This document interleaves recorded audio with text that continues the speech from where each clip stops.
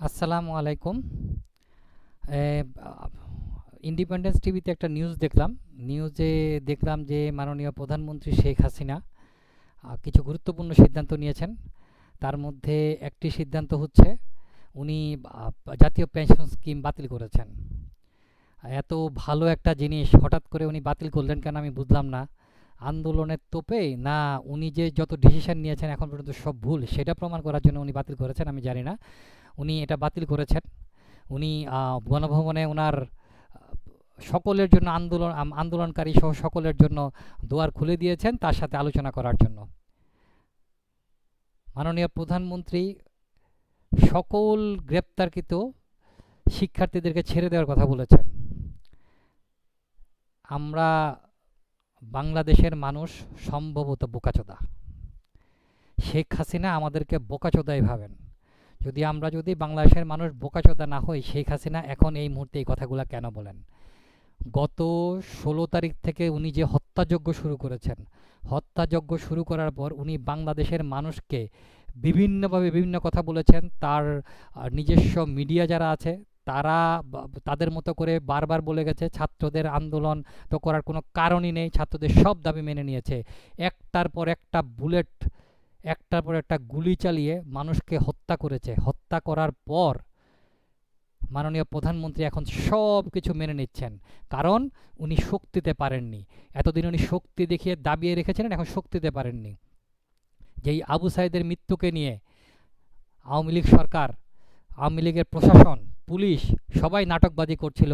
আজকে প্রধানমন্ত্রী জানিয়েছেন যে দুইটা পুলিশকে সাসপেন্ড করা হয়েছে।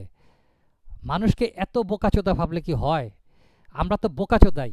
১৫টা বছর এই বোকাচোদা মানুষ তোমার শাসন, শেখ হাসিনার শাসনে আমরা নিষ্পেষিত হয়েছি। আমরা আওয়াজ তুলতে পারিনি। আমাদের একটা জিনিসের দাম ১০ টাকা থেকে ২০ টাকা হয়েছে, ২০ টাকা থেকে ৩০ টাকা হয়েছে, ৩০ টাকা থেকে ৪০ টাকা হয়েছে। মাননীয় প্রধানমন্ত্রী শেখ হাসিনা আমাদের সাথে উপহাস করা করেছেন। উনি আমাদেরকে মুরগি ডিম বর্ষাকালে পারে না। উনি আমাদেরকে বলেছেন মরিচের গাছ ঘরে লাগানোর জন্য। উনি আমাদেরকে বলেছেন পেঁপে দিয়ে আমরা বেগুনি খাওয়ার জন্য। আমরা বোকাচোদা বাঙালি, সেই বোকাচোদা কথাগুলো আমরা মেনে নিয়েছি। মেনে নিয়ে আমরা প্রধানমন্ত্রীর গুণগান গিয়েছি। বঙ্গবন্ধুর কন্যা শেখ হাসিনা, উনি আমাদেরকে এটা দিয়েছেন ওটা দিয়েছেন, উন্নয়নের গজব দিয়েছেন। সেই গজবে আমরা জ্বলছি। সেই উন্নয়নের গজবের কারণে আমরা মরে গেলেও আমরা সেই উন্নয়নের গজবের মধ্যে পড়ি।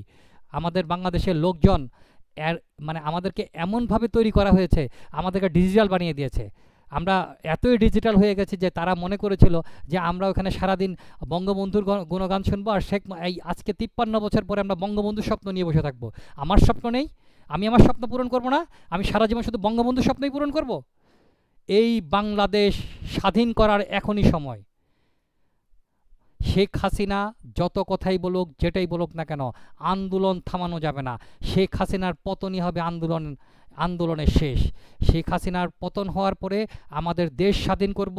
সেই স্বাধীন দেশে আমরা স্বাধীন পতাকা উড়াবো। আমরা আমাদের সন্তানের রক্তে রঞ্জিত রাজপথে তাদের বিচার করব। আমাদের সেই বিচার এই বিচার ব্যবস্থার অধীনে হওয়ার সুযোগ নেই। এই বিচার ব্যবস্থা সম্পূর্ণ আওয়ামী লীগ শাসিত বিচার ব্যবস্থা। এই বিচারপতিরা সব আওয়ামী লীগের বিচারপতি। এই বিচারপতিদের অধীনেও বিচার সম্ভব নয়। আমরা অবশ্যই আশা করি জাতিসংঘের অধীনে বাংলাদেশে একটা তদন্ত হবে। সেই তদন্তে দোষীদের আমরা প্রয়োজনে আন্তর্জাতিক আদালতে বিচার করব। যেভাবে হোক আমরা বাংলাদেশের মাটিতে ওদের বিচার করব। ওদেরকে ক্ষমতার থেকে চ্যুত করে তারপর ওদের বিচার করতে হবে। ওরা যতক্ষণ ক্ষমতায় থাকবে তাদের বিচার আমরা সঠিকভাবে কখনোই করতে পারবো না।